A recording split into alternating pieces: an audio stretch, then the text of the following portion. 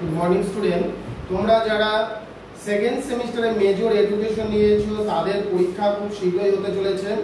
তোমরা সিসি 3 পেপারের জন্য যে সব প্রশ্নগুলো পড়বে, মেজর সেকেন্ড সেমিস্টার পেপার 3 এর জন্য যে প্রশ্নগুলো পড়বে তোমরা দেখো, তোমাদের ইউনিট 3 তে তিনটা টপিক রয়েছে, আইডিয়ালিজম, ন্যাচারালিজম, প্র্যাগমাটিজম। আমি খুব সহজ বুদ্ধি বলছি, তিনটা প্রশ্ন পড়ো তোমরা।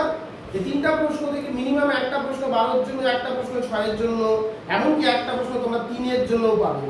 এই তিনটা প্রশ্ন ভালো করে পড়বে। Aims, objective, curriculum, teaching method, discipline.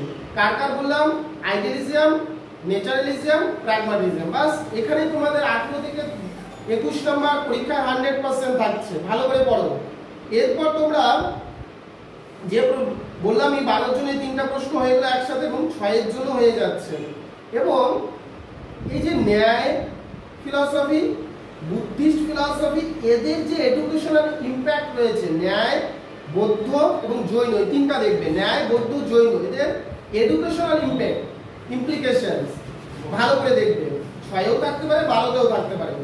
তার সাথে সাথে বৌদ্ধ ফিলসফি থেকে তোমরা অবশ্যই আষ্টাঙ্গিক মার্গটা ভালো করে দেখবে, হ্যাঁ, এবং আষ্টাঙ্গিক মার্গের সঙ্গে তোমরা আর্য শর্তটা 6 এর জন্য ভালো করে দেখবে। এবং তোমাদের যোগা ফিলসফি থেকে একটা প্রশ্ন খুব কমন থাকে, অষ্টাঙ্গ যোগা, ভালো করে তোমরা দেখবে। তাহলে অনেকগুলো প্রশ্ন আমরা কমন পেয়ে যাচ্ছি। আমরা যদি এই তিনটা টপিক পড়ে নিই, আইডিয়ালিজম, ন্যাচারালিজম, প্র্যাগমাটিজম, বৌদ্ধ, জৈন এবং যোগা ফিলসফি, এদের যে এডুকেশনাল ইমপ্লিকেশন রয়েছে, গুরুত্ব রয়েছে, আমরা ভালো করে পড়ে নিব। আষ্টাঙ্গিক মার্গটা আমরা ভালো করে পড়বো, আর্য শর্ত আমরা ভালো করে পড়বো, অষ্টাঙ্গ যোগটা আমরা ভালো করে পড়বো।